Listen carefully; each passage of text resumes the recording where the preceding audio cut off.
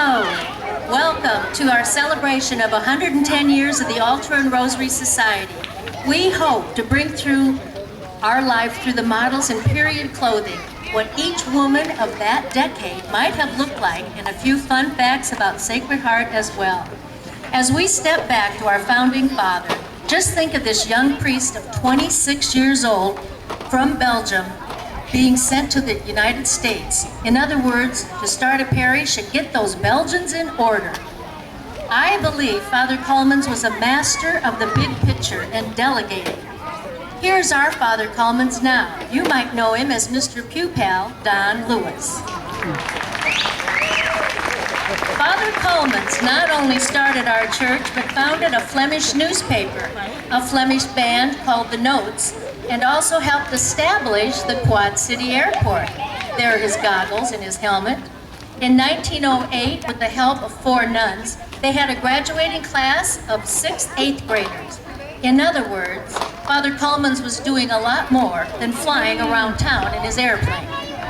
That's when he turned to the women of the parish for help and guidance. Thank you, Father. In 1906, Carol Samatovich is representing our first president, Catherine Verdette, of the Altar and Rosary Society, and she served for 18 years. She was commissioned by Father Coleman's. He turned to the women of the parish to fill the needs of vestments, altar linens, vigil candles, cleaning, and providing resources for bread and wine. Nothing has changed. Mrs. Verdette was awarded a badge for valuable service from the Red Cross during the war years. She spent all her spare time knitting sweaters and socks for the boys overseas. I spoke of a band that Father Coleman started, The Notes, named after their director. In 1930, the Belgian ambassador came to Sacred Heart to celebrate 100th anniversary of Belgian independence. I do believe if the Altar and Rosary ladies were going to that dance, they might be practicing some steps that look like this.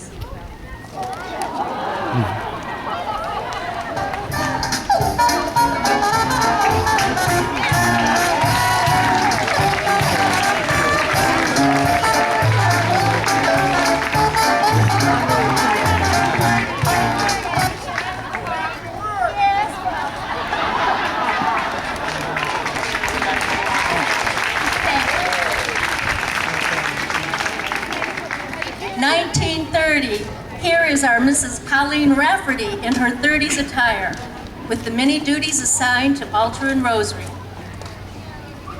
Colleen has in her hand the final payment made for the windows in the church. The Altar and Rosary Society bought the 3 beautiful windows behind the altar at Father Coleman's request.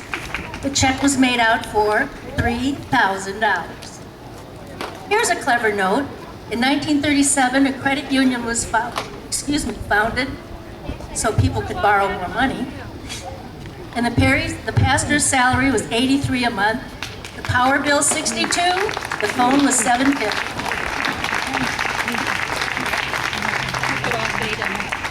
1940, our next model is Martina Werner in our 1940 clothing.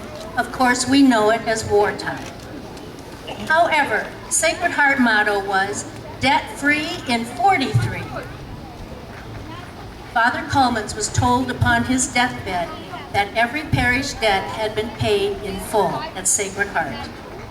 In 1945, fasting was not required because of the lack of food. Also, Girl Scouts collected 456 pounds of grease, and this was for the war effort. It was given to butcher shops and made into explosives.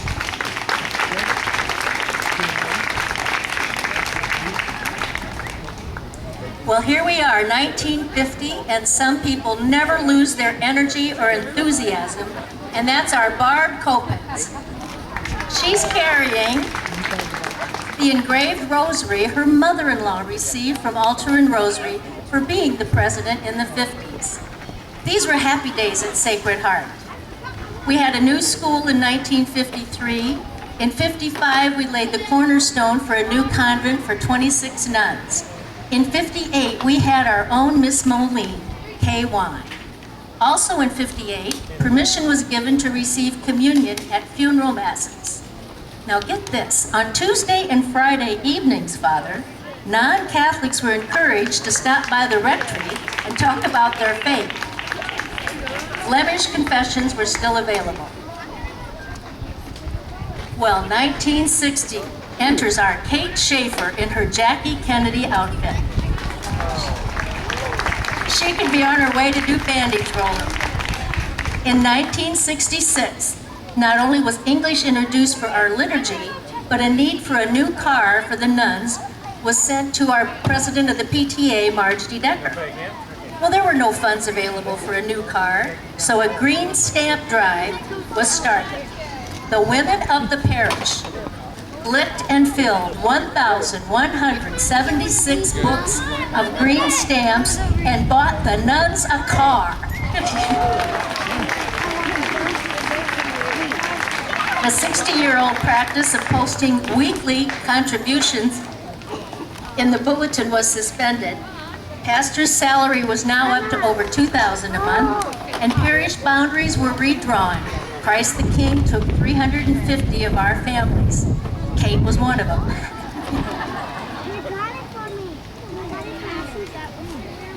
Well, here comes our Sue Laird in her tie-dye days of the 70s. Isn't this outfit something?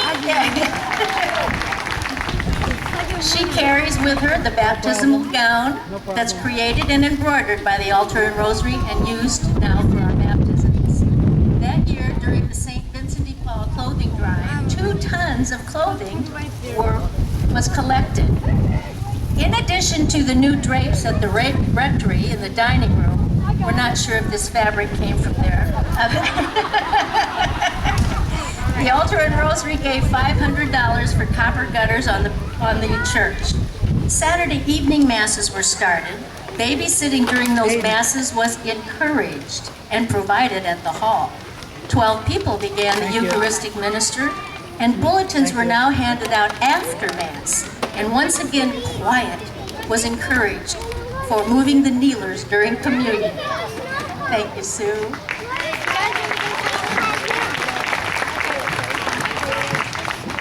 (1980). Here comes our Lee Streeter as our 80s gal. In 81, isn't that bright pink gorgeous? 81, Paul Norton was commissioned to paint our church portrait. And the Foresters fixed the bell for the 75th anniversary. So it once again rang at masses, funerals, and weddings. In 1986, that limestone Sacred Heart sign in the front rectory lawn was donated by Rosie Pancrazio in honor of her husband. Father Lee was looking for funds to fix the roof of Coleman's Hall, the Lee Parish, and the church. Nothing changes. And in 1989, our dear sister Kathleen came and joined us at Sacred Heart. Yay! Well, who better to wear a Nancy Reagan red than our Dorothy Hilmer? In 1998, the holiday extravaganza was planned by Connie Morris, and volunteers brought over 170 people for an evening of dinner, dancing, and drinks. I'll give you a side note. An 85-year-old gentleman that night met a 75-year-old lady, and they had 10 happy years together. That was my Aunt Mary. To build our Seton Middle School in '96, 10 benefactors gave $100,000 each to start the Capital Fund Drive. And Petals had a preschool, and the 3 to 5-year-olds were asked this question: what does God look like? He lives in the sky and has a ghost outfit.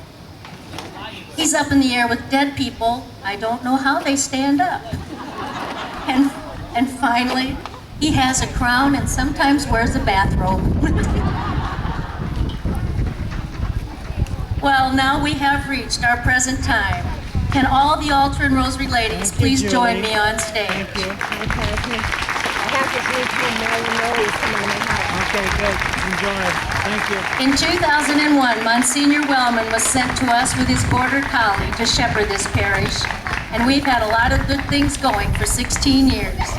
In 2004, we had Preserving Our Treasures. In 2005, hang on. In 2000,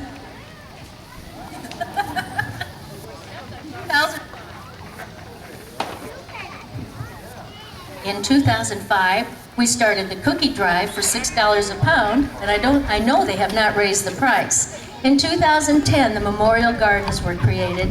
And by the way, don't the grounds of this parish look beautiful? Yes, I think they're outstanding. 2011, St. Francis Chapel was reconfigured. Now, your attention. Going forward, the Altar and Rosary Society will be event-oriented.